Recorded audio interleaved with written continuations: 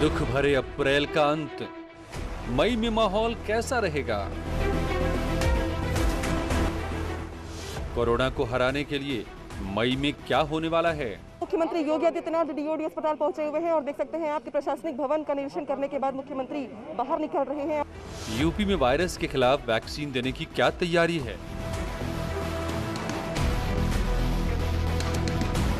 1 मई से 18 वर्ष से अधिक के लोगों को जहां टीका लगाने की तैयारी तेज कर दी गई है, वहीं अभी जो 45 इयर्स के ऊपर के लोग थे उनका सेकेंड डोज लगाया जा रहा है। आंशिक लॉकडाउन से कितना फायदा मिला है? क्या लॉकडाउन है फिलहाल के लिए सबसे बड़ा विकल्प? वीकेंड लॉकडाउन के चलते आज से ही लोगों ने ज़रूरी सामानों की खरीद फरोख्त शुरू कर दी है। हम इस वक्त नरई सब्जी मंडी में हैं।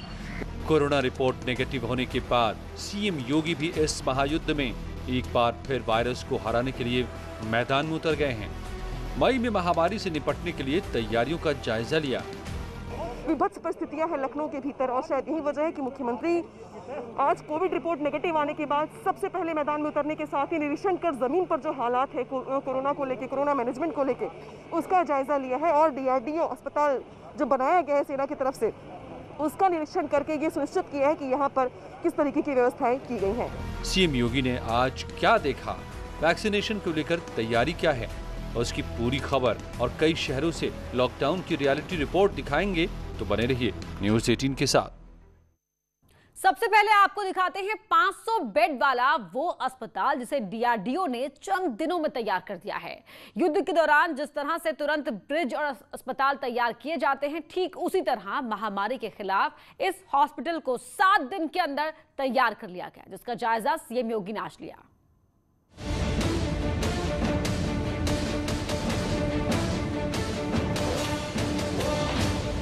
7 दिन में 500 बेड वाला अस्पताल, इसे कहते हैं युद्ध स्तर पर तैयारी। इस अस्पताल में 250 बेड वाला आईसीयू भी है तो 250 बेड का जनरल वार्ड भी। तैयार होने के बाद जब इस अस्पताल का ट्रायल हुआ तो यूपी के मुख्यमंत्री योगी आदित्यनाथ भी मौजूद थे।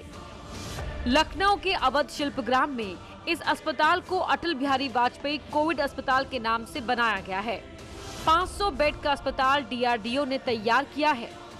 कोविड को लेकर बिगड़ते हालात के बीच सेना की तरफ से लखनऊ के अवध शिल्पग्राम में डीआरडीओ ने 500 बेड का अस्थायी अस्पताल तैयार करवा दिया है। यूपी में ऑक्सीजन और बेड की किल्लत की वजह से जो हालात बिगड़ रहे थे, उसे संभालने के लिए इस अस्पताल को तैयार किया गया है। मुख्यमंत्री योगी आदित्यनाथ ने खुद भी यहाँ आकर तमाम व्यवस्थाओं का जायजा लिया है। हमारे साथ बात करने के लिए मौजूद है यहाँ के इंजीनियर जिन्होंने पूरे के पूरे स्ट्रक्चर तैयार किया है। आपका नाम भाई साहब? और मेरा नाम एहसन सिंह है, मैं कंस्ट्रक्शन इंजीनियर हूँ डीआरडीओ में जो है। और इस पूरे फैसिलिटी को 1 सप्ताह के अंदर बनाया गया। सारे दिन रात हमारे बहुत सारे मतलब लोग लगे रहे डिपार्टमेंट के और उनके अनवरत प्रयास से ये सफल हुआ। सबसे पहले पेशेंट आएगा तो कहाँ जाएगा? यहाँ पे पेशेंट आएगा तो सबसे पहले देख रहे हैं जिसमें ट्राइएज लिखा हुआ है, पेशेंट को यहाँ पे एग्जामिन किया जाएगा। एग्जामिन करने के बाद ये डिसाइड होगा कि किस पेशेंट को जो है जनरल वार्ड में ले जाना है, किसको आईसीयू में ले जाना है।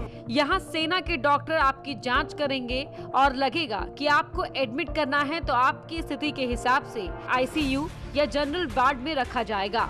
तो सबसे पहले यहाँ पे टेस्टिंग फैसिलिटी इस तरीके की नहीं है कि मतलब आरटीपीसीआर का वो पहले लेकर के ही आना पड़ेगा किसी को। बाकी जो एग्जामिन है वो यहाँ पे स्टार्ट होगा और एग्जामिन करने के बाद ही जो है मतलब पेशेंट को कहाँ पे शिफ्ट करना है, आईसीयू में भेजना है या जनरल वार्ड में भेजना है, वो डिसाइड होगा। ये जो ब्लॉक बनाया गया है, इसका क्या काम होगा? इसका काम है कि जब पेशेंट बाहर से आएगा, सबसे पहले पेशेंट यहाँ पे जो है उसको रोका जाएगा। रोक करके उसकी सारी चीज़ें रिपोर्ट्स वगैरह एग्जामिन होगी, उसका हेल्थ चेकअप होगा। हेल्थ चेकअप के बाद ये डिसाइड करना पड़ेगा जो है कि पेशेंट को जो है हम जनरल वार्ड में भेजें या आईसीयू में भेजें।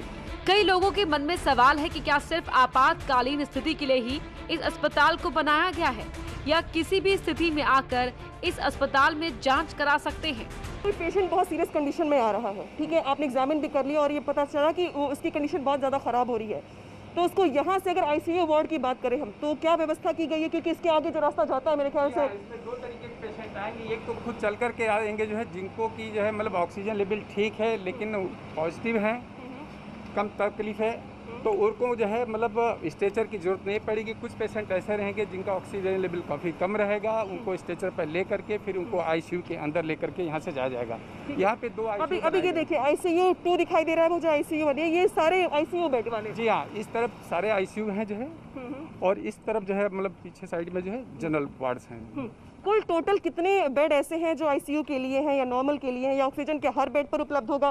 वेंटिलेटर्स कितने हैं? जी हाँ, यहाँ पे जो फैसिलिटी दी गई है सारे बेड पे, जो जनरल वार्ड में भी ICU में भी सारे पेशेंट के लिए 100% जो है बैकअप जो है ऑक्सीजन का है। और इसलिए ही DRDO के अस्पताल में 20,000 लीटर का ऑक्सीजन प्लांट लगा है। इससे 500 बेड के इस अस्पताल के लिए ऑक्सीजन सप्लाई होगी। बताया जा रहा है कि ये ऑक्सीजन प्लांट इस अस्पताल की जरूरतों को पूरा करने में सक्षम है। मतलब 100% सभी के पास। ये कमरा कैसा है? ये हमारा ICU 2 है, ICU 1 आगे है, इसके आगे। ये जरा सा ICU को एक बार देख लेते हैं इस तरफ हमारा जो फंक्शनल, बाकी ICU फर्स्ट हमारा जो है मतलब रेडी है पेशेंट को जो है। ICU फर्स्ट जो रेडी है, इसमें आज आप लोग ट्रायल भी कर रहे हैं। तो ट्रायल के दौरान क्या कुछ खामियां, कुछ कमियां भी दिखाई दे रही हैं कि जिसको दुरुस्त करना होगा? नहीं, हमारी सारी टेक्निकल टीम है, सारे जो है मतलब फील्ड्स के एक्सपर्ट यहाँ पे बैठे हुए हैं, सब अपनी अपनी जो है जिम्मेदारी पूरी तरीके से कर रहे हैं जो है। आज मुख्यमंत्री भी यहाँ पर आए थे, तो क्या उन्होंने कुछ सुझाव भी दिया कि ये कमी है इसको ठीक कर लीजिए, या उन्होंने कहा कि सब कुछ परफेक्ट है? नहीं, मुख्यमंत्री जी ने जो है अपना जो यहाँ पे मुआयना किया और कुछ चीज़ें वो बता करके गए हैं, उसका पालन हम लोग कर रहेंगे और संभवतः जो है काफ़ी कुछ हो भी गया है। सबसे पहले ICU 1 में ट्रायल किया गया, सभी सिस्टम को चालू कर दिया गया, वेंटिलेटर भी काम कर रहे हैं। CM योगी ने भी ICU 1 का जायजा लिया और जरूरतों के हिसाब से व्यवस्था बनाने के निर्देश दिए। तो ये जो DRDO हॉस्पिटल का ICU रूम है, देख सकते हैं आप कि किस तरीके से एक बड़ा सा हॉल है। कुल कितने बेड होंगे इस हॉल में? इस हॉल में 85 ICU बेड हैं। एक हॉल में 85 ICU बेड हैं, सभी पर ICU और ऑक्सीजन की व्यवस्था है? जी हाँ, आप देख सकते हैं 100% सारा जो है मतलब इसमें वेंटिलेटर भी है, ऑक्सीजन भी है, और इस तरीके की फैसिलिटी जो है लखनऊ में कहीं भी नहीं इतने सारे ICU एक जगह पे हों। हर बेड पे ICU बेड की व्यवस्था है और साथ ही ऑक्सीजन वेंटिलेटर की है। वेंटिलेटर जी हाँ, जी हाँ, जी हाँ। इसमें और सारी मशीनें रनिंग है, कोई भी कुछ खराब? फंक्शनल है, रनिंग है, सारी टेस्ट हो चुकी है जो है। ICU को PM केयर्स फंड से बनाया गया है। अस्पताल बनाने का सारा जिम्मा स्वदेशी कंपनियों को दिया गया है। DRDO के अस्पताल में 2 जनरल वार्ड भी हैं। दोनों जनरल वार्ड में 250 बेड हैं। ये जनरल वार्ड की तस्वीरें। यहाँ भी ऑक्सीजन की व्यवस्था की गई है। जिन्हें सिर्फ ऑक्सीजन की जरूरत होगी उन्हें यहाँ रखा जाएगा। वेंटिलेटर और ऑक्सीजन की जरूरत होने पर ICU में भेज दिया जाएगा। यानी ICU और जनरल वार्ड मिलाकर कुल 500 बेड का अस्पताल तैयार किया गया है।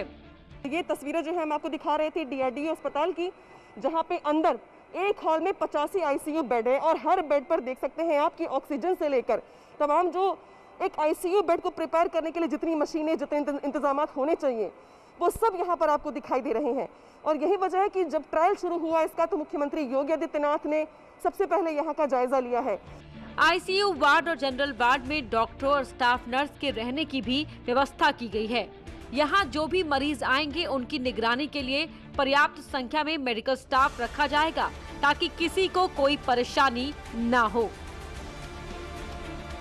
तो इस तरीके से सरकार का ये प्रयास है कि जिस तरीके से कोविड को लेकर हालात खराब हो रहे हैं, बेकाबू हो रहे हैं, लोगों को बेड नहीं मिल पा रहा है, जिसके बाद सेना की पहल पर मुख्यमंत्री योगी आदित्यनाथ ने जिस तरीके से खुद आमंत्रित किया DRDO की तरफ से अस्पताल को बनाने को तैयार करने के लिए, वो अब बनकर तैयार हो गया है। और इसके बाद अब देख सकते हैं कि तस्वीरें किस तरीके की हैं।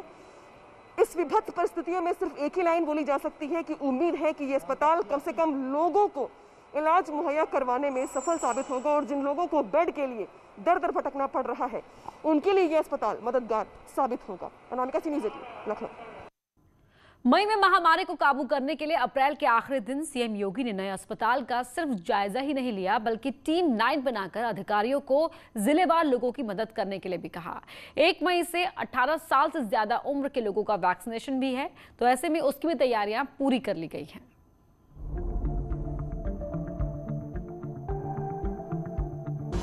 यूपी में 1 मई से वैक्सीनेशन। 18 साल से ज्यादा उम्र वालों को लगेगा टीका। 4 करोड़ वैक्सीन के लिए ग्लोबल टेंडर। कोरोना को हराने के लिए देसी वैक्सीन के साथ विदेशी टीका भी लाया जा रहा है। यूपी सरकार ने विदेशों से कोविड वैक्सीन मंगाने का फैसला लिया। ये वैक्सीन 18 से 44 साल के लोगों को लगाई जाएगी और उससे ज्यादा उम्र के जो लोग छूट गए हैं उन्हें भी वैक्सीन दी जाएगी। सरकार ने पहले ही 1 करोड़ वैक्सीन का ऑर्डर दे दिया है। कोविशील्ड और कोवैक्सीन के लिए 50-50 लाख ऑर्डर कर चुके हैं, लेकिन ये यूपी की जरूरतों से कम है क्योंकि यूपी की जनसंख्या करीब 23 करोड़ है, इसलिए यहाँ की जरूरतें भी ज्यादा हैं।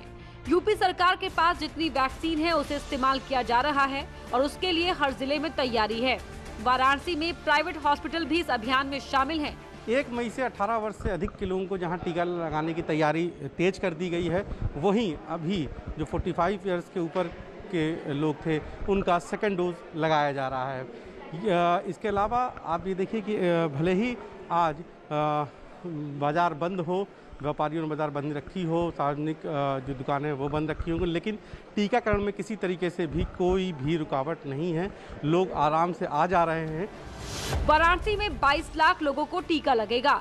प्राइवेट में निर्धारित शुल्क देकर टीकाकरण, तो सरकारी केंद्रों पर फ्री में टीके की व्यवस्था की गई है। वाराणसी की तरह प्रयागराज में भी टीकाकरण अभियान की पूरी तैयारी है। प्रयागराज की आबादी 65 लाख है, इसीलिए बड़े पैमाने पर टीकाकरण के केंद्र बनाए गए हैं।